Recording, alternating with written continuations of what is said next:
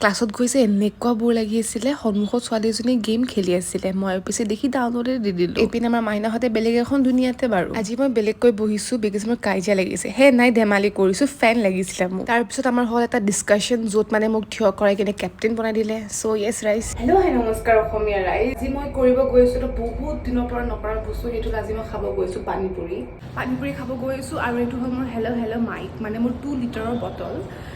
যোনটো মই পানী ভৰাম আৰু আজি পিছে মোৰ মুখৰ টেষ্ট বাডছে ভাবিব কি এইটো খাই দিলে একদম জিংগা লালা হু হৈ যাব মোৰ টেষ্ট বাডছৰ আজি পিছে দাদাজন ষ্টুডেণ্ট হয় এটা ফাৰ্মাচী ষ্টুডেণ্ট কিন্তু ষ্টিল মানে পাৰ্ট টাইম হিচাপে পানীপুৰিও বেচে মানে মিডল ক্লাছ মানুহে কি চেক্ৰিফাইচ কৰিব নালাগে নিজৰ ড্ৰিমছৰ কাৰণে হয়নে সেইবাবে লাইফত যিও পাইছে এপ্ৰিচিয়েট কৰক গৈ পালোঁ মই মোৰ মেছৰ খানাখিনি চাব আমি যে মেছৰ পৰা ভাত খোৱা বন্ধই কৰি দিছোঁ কিয় কৰিছোঁ সেইটোৰ ফটো মই আপোনালোকক দেখাম কি পাইছোঁ আমি মেছৰ খানাত দেখিছে সেইকাৰণে বন্ধ কৰিছোঁ লানি ৰাণী গৈ এতিয়া পিম্পল ৰাণী হৈ গ'ল সেইবাবে স্কিন কেয়াৰত লাগি গ'লোঁ